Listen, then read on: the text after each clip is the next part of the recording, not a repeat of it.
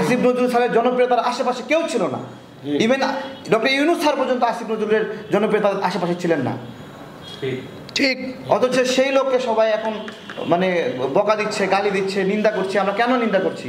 কারণ এই যে একটা চিঠি, গোপন চিঠি আমরা পেলাম, এই চিঠিতে লেখা আছে আসিফ নজরুল স্যারের স্বাক্ষর। সেই স্বাক্ষরে লেখা আছে যে তাদেরকে 84% কোটায় নিয়োগ দেওয়া যেতে পারে। গণ অভ্যুত্থান যদি সমস্ত অন্যায় এবং অন্যায্য বিষয়ের বিলোপ ঘটায়, তাহলে এই গণ অভ্যুত্থানটাই তো এই অন্যায় কোটা ব্যবস্থার বিলোপ ঘটাইছে। তো যেটা বিলোপ ঘটাইছে ওইটা প্রয়োগ করার সাহস করে কিভাবে? আমরা এটাই বারবার বলছি যে এখানে সমস্যা কোথায়।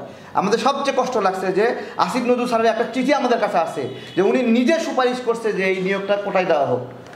আমরা এটা দেখার পরে আমরা আর স্বাভাবিক থাকতে পারছি না। এটা উনি কীভাবে করলেন?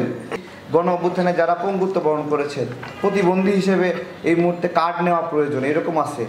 হ্যাঁ, এখানে তো প্রতিবন্ধী কোটা প্রয়োগ করে নাই। এখানে শুধুমাত্র শিক্ষকের সন্তান যা তাদের কোটা দিছে, মহিলাদের কোটা 60%, পোষ্য কোটা 20%, আর বিজ্ঞান কোটা 4%। তাহলে একজন আর্টসে পড়ে, কমার্সে পড়ে, ওদের কি অবস্থা? ওদের ওই যে 16% আছে, ওই 16%-এর মধ্যেও তো বিজ্ঞানীরা এসে দখল করে থাকবে। তাহলে তাদের অবস্থাটা কোন জায়গায়? আমাদের এই বিষয়টা গভীরভাবে উপলব্ধি। আমরা দীর্ঘদিন ধরে এই লড়াই করতেছি।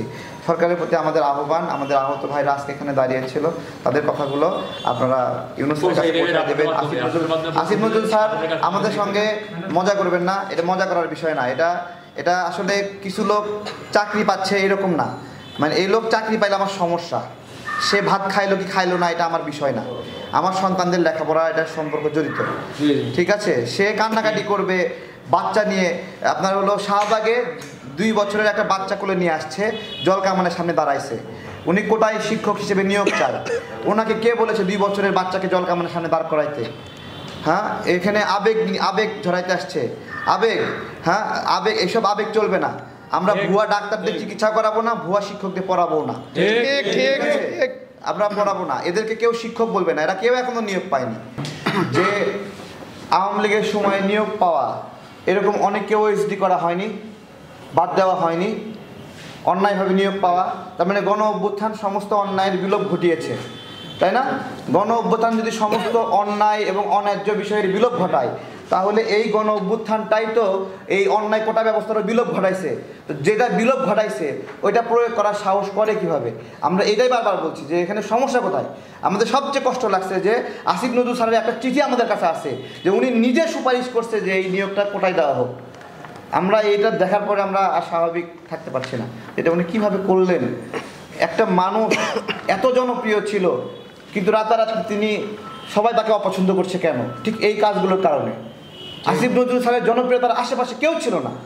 ইভেন ডক্টর ইউনূস স্যার পর্যন্ত আসিফ নজরুলের জনপ্রিয়তার আশেপাশে ছিলেন না।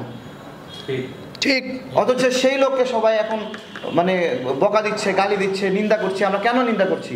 কারণ এই যে একটা চিঠি, গোপন চিঠি আমরা পেলাম, এই চিঠিতে লেখা আছে আসিফ নজরুল স্যারের স্বাক্ষর। সেই স্বাক্ষরে লেখা আছে যে তাদেরকে 84% কোটায় নিয়োগ দেওয়া যেতে পারে। আমরা তো এটা মেনে নিতে পারি না, আমরা এটা মানবো না কোনোভাবেই।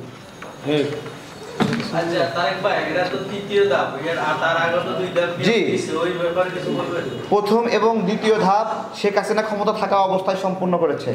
তাহলে তৃতীয় ধাপ আপনার হলো তখনও হাইকোর্টের রায় দেয়নি। হাইকোর্ট যখন থেকে 93% মেধাবী নিয়োগের রায় দিল, তাই না, তখন থেকে তো এটা অবৈধ। তাহলে প্রথম যে 2 ধাপে নিয়োগ দিছে, সেই সময় হাইকোর্টের রায় ছিল যে আগের কোটায় নিয়োগ পাওয়ার একটা বিধান রয়েছে, বিধান 19।